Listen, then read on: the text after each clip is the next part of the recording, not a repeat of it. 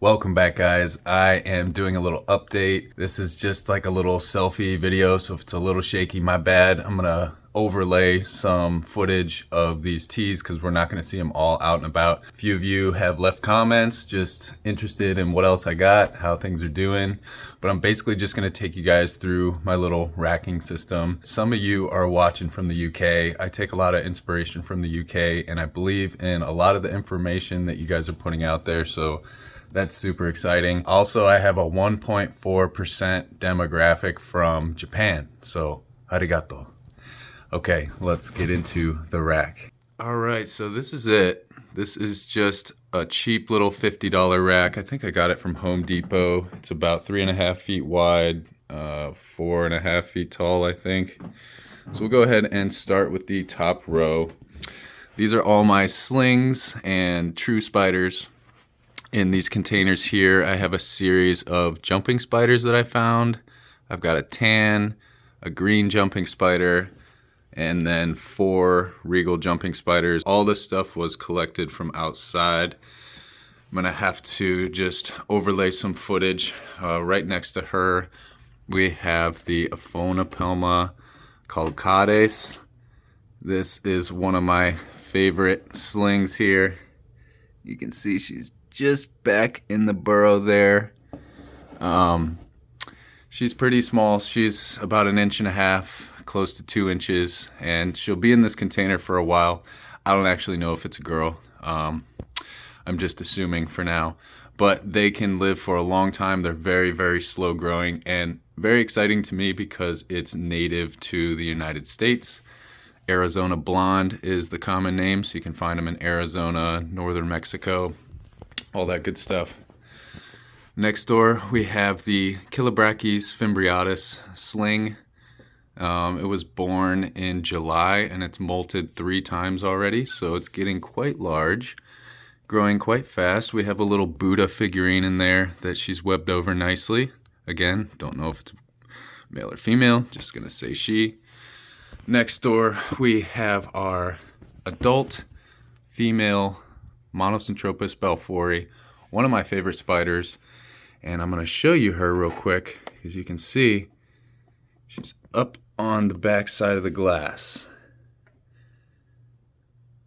Now, some of you may do this, some of you might not, but I've got a heater on the back side here, and it's just because it's starting to get cold in my area and I want to maintain those temperatures. So you can see right here it's 81.7 degrees, and the thermometer is actually on the back side of this enclosure here, so it's able to tell me what that closest enclosure is reading. Now the rest of these enclosures are not going to be 81. That heat is just going to be dispersed, especially the further away that you get from the heater itself. If you're going to use a heater, need to connect it to a thermostat. I don't know why it does that in the camera lens, but it doesn't blink like that normally. So if this thermometer ever reads 84 degrees, it actually shuts down, and then it'll turn it back on once it falls into a range that needs to start warming back up. That'll just keep these spiders from overcooking. And for you guys in the UK, that is 27.6 degrees Celsius. We'll just leave it there for now. Next up, we have, where is it? Tarantulas kallenbergi. Now I figured out the best way to say Tarantulas. If you pronounce it with an accent, it actually makes a lot more sense. Tarantulas. Tarantulas. I don't know, that just sounds dumb. But we're really not going to get a great shot of her. So I'll go ahead and just play some footage. But I want to at least show you how I got this set up. I'm a big fan of the naturalistic looking enclosures, so I don't typically use like fake corny looking stuff. Definitely no plastic plants. Thought this hide was pretty unique because it's almost like a clam shape or something. And she definitely found it right away. She's buried somewhere in there, but she's just a little sling. So we'll go ahead and put some footage of her over top. Now, when you're using a moist enclosure like this, when you have a naturalistic enclosure, you can run the risk of getting some mold, and that's why I like to use springtails in all of my enclosures. And I'll take this off for a second, but I got to be careful because they'll start jumping like crazy. You'll immediately see how crazy and chaotic it is in here. Oh yeah. So we put those guys in there, and they do a great job of eating up all the mold that starts. I've actually never had an issue with mold yet. I've seen it started, and then I put in the springtails, and they just devour it for lunch. So let's move down to the second row here. This is where I have my GBB, or the Chromatopelma cyanopubescens. You can see she's just done an amazing amount of webbing in here. And just recently she found this back corner where she's been chilling out. We're not going to get a great shot, but we'll overlay some footage so you guys can see. She just recently went through a molt, which was pretty crazy to see. And she did it inside of this little hammock here. Now I am using screen tops. Your screen top, it broke its leg off. That's just from the molt. That's an old leg off the molt. She has all of her legs and she's doing great. Over here we have the Brachypelma bamey, Mexican fire leg tarantula. She's currently in pre-molt. She's normally always out and about. But she's all the way back in this little hide right now, and she's been there for a few weeks, so she doesn't do much excavating. She doesn't really like to rearrange the container much. So I've been lucky here. I've been using a couple succulents here. Yes, these are live plants. These are not fake. It's a part of a jade plant that came from California. So we got some moss on here drying up a little, but give it a little squirt and refresh it. To the right here we have an Avicularia avicularia. This is a 5-year-old female. She's got a few years of life left, and hopefully we can breed her. You can see here she's got a nice big log that takes her all the way up to the top. She's got a little bit of webbing here on the front, and then a live pothos in here. I keep the substrate damp, and the plant also provides a bit more humidity, but the screen top allows all that ventilation that I need. You don't want to keep these guys soggy and wet, but they do need some moisture. And every single one of these enclosures has a water dish. Every single one, even the little slings up here, they all have a little water dish at least. And for the slings, I like the plastic tubs because it keeps them with a little bit higher humidity, which is nice. So as far as tarantulas go, that's 1, 2, 3, 4, 5, 6, 7. This is my last and 8th tarantula, my Talitocatl albopilosus. And this is the container I did the recent video on. And I want to show you something from the side here. You see where that green line of moss is? That's where the original top of the substrate is. You can see she's excavated about another 3 inches of substrate out from the bottom of the enclosure up to the top. Now, she's really recreated the surface of this enclosure. I mean, it just looks like a volcano of activity. You can obviously see where she chose to go immediately down. And she brought all that soil up top, but she hasn't dumped anything in the front here, which is nice. We've got some live king's ivy right here. And then this is where we thought maybe she would go down, but she didn't. That's okay. I still think it looks pretty cool in there. She hasn't buried her water yet, which is nice. And she actually did find this down here, but she doesn't use it. So I'll roll a clip of her just when she was first discovering it and digging it out.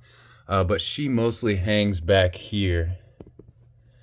And the reason is there's a heat mat right here for the South American horned frog, which we'll look at next. And just like up on top here, having that heat mat about 2 or 3 inches away from the container. You don't want to put the heat mat directly up against it, but it creates about a 26 degrees Celsius range right up against that side, and the spiders actually love it. She's just done so much burrowing and excavating, and you can see she's in that back corner there. All she has to do is dig out a little bit more and she'll find this area. But seems like she prefers to stay on the side with the heat mats. And then lastly, this is not a tarantula here. Let's get the lid on. And lastly, on our rack, we have Gama. She is a South American horned frog. She is 2 years old and she's absolutely massive.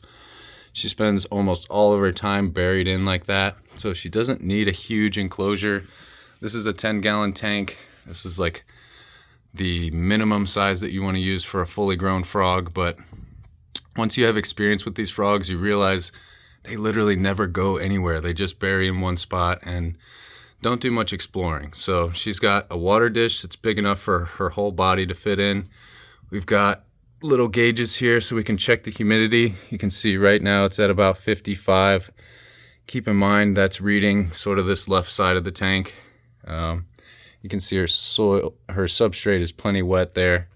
We've got a temperature gauge on this side, reading about 81 degrees on the glass. And then we've got a thermostat read in the back corner there, which is reading 77.6.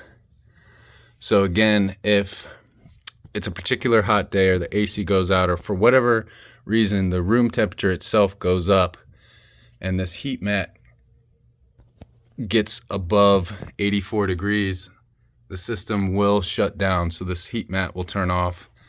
The heat mat up there will turn off. We don't want any of these animals really over 84. I know that they can definitely tolerate it, but I just run the risk of getting into the 90-degree range on like a hot summer day, so we don't want any of that happening. So that is it, guys. 8 tarantulas.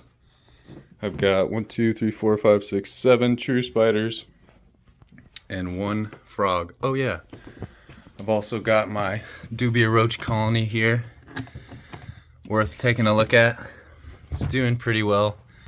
I just come replace the carrots every couple days. But yeah, they're getting nice and fat. Steady supply of food. Don't ever have to buy anything. All of my teas will eat them.